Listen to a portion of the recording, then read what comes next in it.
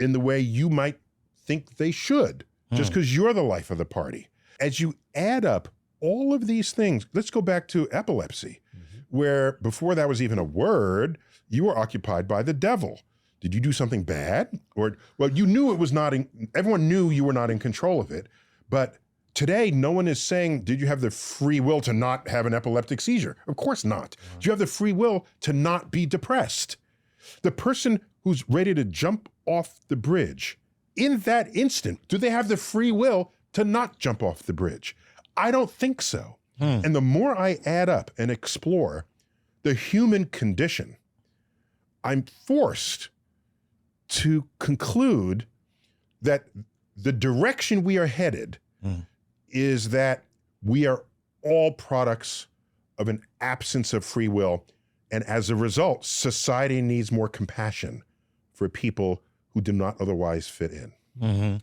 See, I have the exact opposite position in my own mind. I feel that it is because of the absence of free will that you see in most behavior, that it is that 1% of free will activity that moves us in the right direction, bends us toward compassion, takes the arc of history toward justice.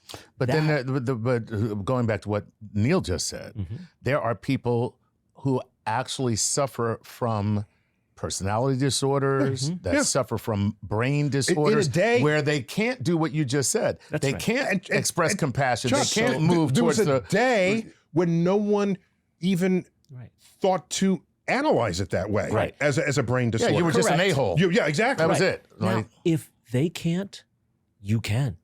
You can show that person compassion or understanding. And therefore, free will as an entity exists. Charles, you're drawing a line even if that I have seen be in constant motion over the decades and over the centuries. That line that you're saying, they don't have free will, but I do. I don't know that I can. See, I have free will over some things and not over others. Someone can see me and say, that person needs help in this way and has the free will to help me.